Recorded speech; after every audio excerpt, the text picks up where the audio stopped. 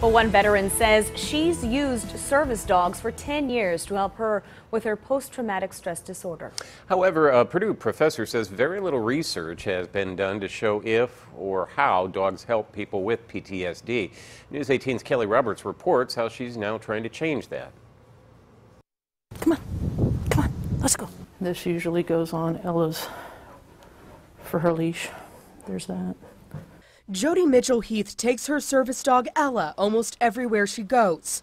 Before Ella, there was Finn, but he's retired now. They will maul me, just try to bring me back down to where I'm more focused on them and more grounded. Mitchell-Heath has post-traumatic stress disorder and hearing loss after serving in the military.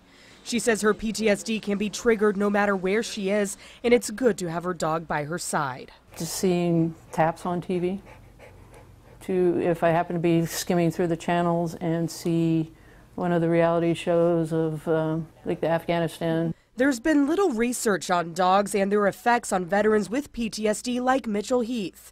But Purdue Assistant Professor Dr. Marguerite O'Hare received a one-year grant in April to lead a study on the subject. You hear every now and again of wonderful stories, but there hasn't been any systematic study where we look at, are their physiological stress levels lower? Are there standardized measures of their symptoms that are reducing when they have the dog? So things that make the difference for insurance and make the difference for healthcare haven't actually been studied. O'Hare is focusing on post-9/11 veterans with PTSD or a traumatic brain injury. She says veterans have told her how they think the dogs help them, so that's what she will study. Some suggested areas are less nightmares, less symptomology of PTSD, more social connections, less social anxiety. So these are a number of areas that we're looking at, and we chose those because people think this is where the changes are. Mitchell-Heath knows how her service dogs have helped her.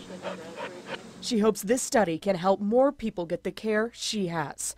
O'Hare expects to have her report done by next spring. Kelly Roberts, News 18.